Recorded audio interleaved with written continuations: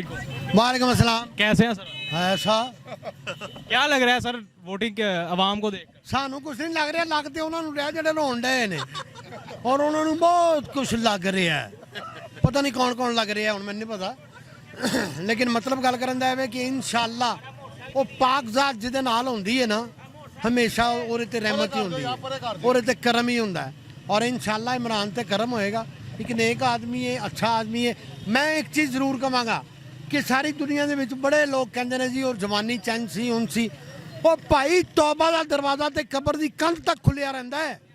ਅਗਰ ਉਹਨੇ ਕੋਈ ਗੁਨਾਹ ਕੀਤਾ ਉਹਨੇ ਤੌਬਾ ਕਰ ਲਈ ਹੈ, ਉਹ ਅੱਲਾ ਨੂੰ ਯਾਦ ਕਰਦਾ, ਰਸੂਲ ਨੂੰ ਯਾਦ ਕਰਦਾ, ਨਬੀ ਕਰੀਮ ਸੱਲੱਲਾਹੁ ਅਲੈहि ਵਸੱਲਮ ਦੀਆਂ ਗੱਲਾਂ ਕਰਦਾ ਹੈ ਔਰ ਪੂਰੇ ਆਲਮ ਇਸਲਾਮ ਦੇ ਵਿੱਚ ਕਿਉਂ ਜੀ ਅੱਛਾ ਮੈਂ ਗਲਤ ਕਹਿ ਰਿਹਾ, ਉਹ ਵਾਹਿਦ ਬੰਦਾ ਹੈ ਜਿਨੇ ਇਸਲਾਮ ਦਾ ਬੋਲ ਬਾਲਾ ਕੀਤਾ ਹੈ।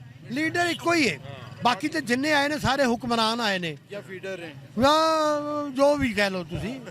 इंशाल्लाह जी। अगर धांधली ना होए ना, अगर धांधली ना हो तो ये मैं बता दूं आपको, ये एक सीट का तसव्वुर नहीं कर सकते नून लीग वाले, क्योंकि आप पब्लिक को देख लें, हर तरह सोशल मीडिया पे देख लें। अब इन्होंने क्या किया है कि सुबह सुबह नून लीग के जितने वोट थे डलवा लिए, उसके बाद फड्डे शुरू कर दिए ताकि पीटीआई वाले के वोट जो कम डलें, तो इसके बावजूद उनके कम वोट डलने के बावजूद भी इंशाल्लाह वो विनर होगी इंशाल्लाह। मैं आपको एक बात बताऊं, इन्होंने एक पेशेंट को ही की थी शट्टे टाट वाली, तो वो आज सच साबित हो गई है, वो आपने भी सुनी होगी। एक उसके बाद एक और बात बता दूं, इनकी जमानतें जब्त हो चुकी हैं, अब इनकी गिरफ्तारियां बाकी हैं, वो आज रात को 10 बजे के बाद शुरू करेंगे इंशाल्लाह। ਵੈਸੇ 10 ਹੁਣੇ ਨਹੀਂ ਬਚ ਸਕਦੇ।